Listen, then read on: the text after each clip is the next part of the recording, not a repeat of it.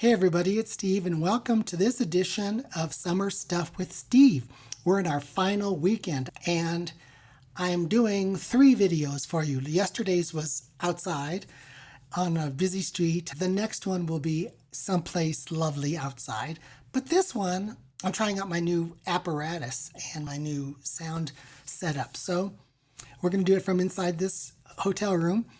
And so the topic for the weekend, our final conversation after story, strengths, and strategy, is soul care. And today I would like to talk to you about just how I do some of my soul care. There's lots of pieces to this for me, but a huge and important piece is my journal. So this is my handwritten journal, and as you can see, it's full. It's full of stuff. I try to write a page a day. Sometimes I get going and it becomes 2 or 3 pages. And I always start with a writing prompt, a silly writing prompt from the day one journal. They're not silly, sometimes they are, but this one is actually pretty practical. It says, what would you like to accomplish this month? And if you can see, this is this morning's post, okay? I mean, I didn't write it, journal entry. I didn't write it to share it with you, but sometimes it occurs to me that it might be illustrative to do that. So the question today was, what would you like to accomplish this month? And my answer was, find my therapist. This is all part of my soul care. Okay, let me read a little bit. I said, find my therapist, and believe it or not, he or she is trying to find me. More than that, you are trying to bring us together because you bring together the right people in the right time. So I write a little bit more, and then I write, thank you in advance for bringing me the help I need. It's your will more than it is mine that I am healthy and holy.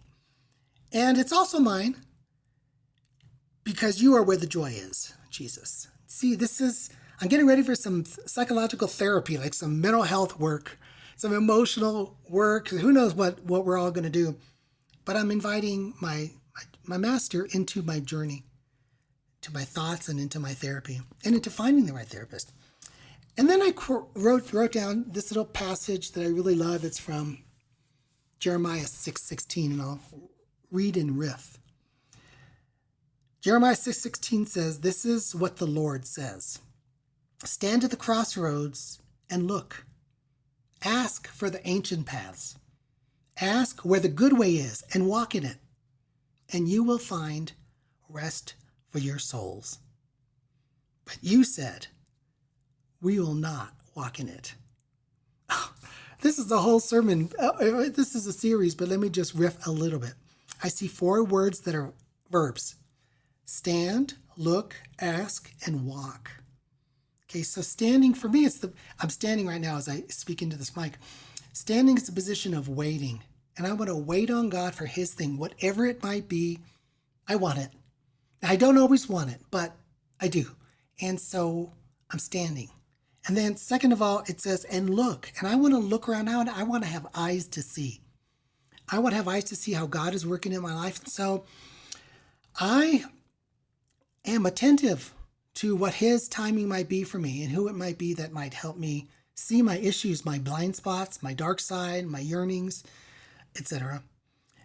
And then ask for the ancient paths and ask where the good way is. And asking sometimes is prayer, but it's also sometimes turning to Bonnie and saying, which I did today, Bonnie, can you help me make some phone calls to some prospective therapists because I'm stuck. I've been at this for over a year.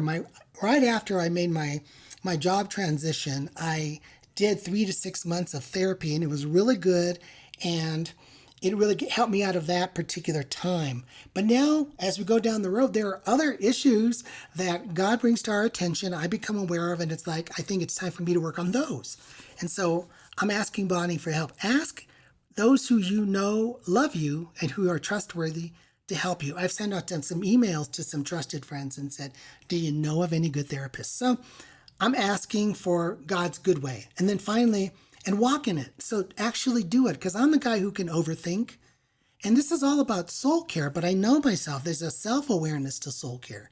There's a self-knowledge, and I know that I can think and be working on it. And when I think I'm thinking about it, I think I'm actually doing something, and I'm not.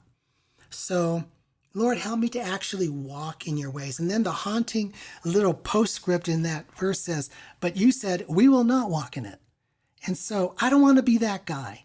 How about you? What kind of a person are you now when you look in the mirror? Who are you seeing? And do you like who you see? Do you love who you see? Do you trust who you see there? Should others trust who you are looking at? I want to be that trustworthy guy. And it starts here in private, in a room like this. It starts in my own heart and soul and my own journey. That, my friends, is my take on soul care. I'll give you a little final thought about this and the whole journey tomorrow in a video that will take place live from outside, someplace lovely. Take care and have a great one. Bye-bye.